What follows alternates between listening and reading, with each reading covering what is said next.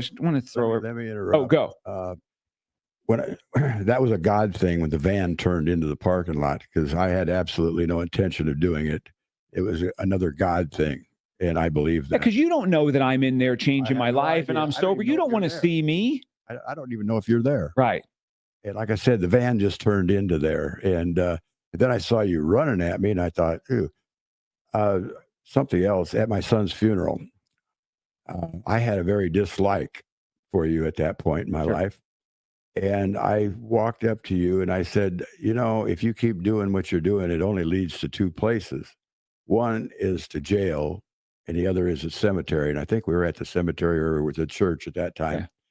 And I think you repeated that to me that I remember what you said. And that bothered me. I kept doing what I was doing, but I never enjoyed it anymore. Yeah, it really started this is for anybody that's in that situation in life. The freaking party ends. It's just not it's not fun Yeah. anymore. It's not a party. It's just dirty. Well, It's dark. It's we keep shameful. chasing that high that we started off with. Yeah. We never reached that first high. It really, man, I was a freaking dirtbag. Um, and I was really hard to like.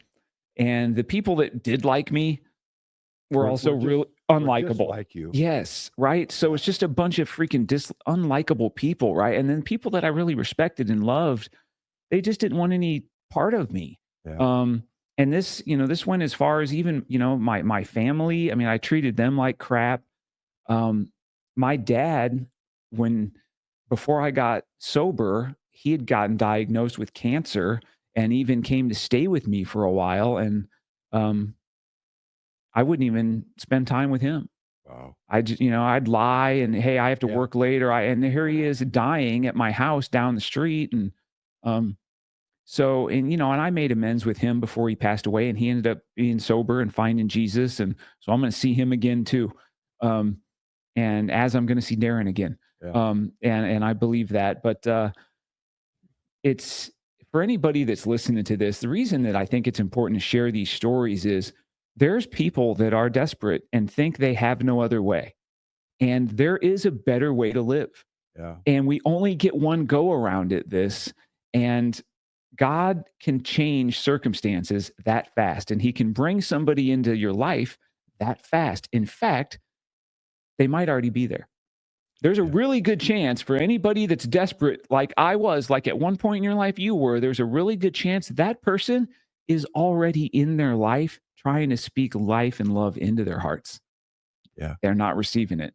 At some point in this broadcast, I'd like to share with you uh, how I was led to Christ. I'd like to hear that now.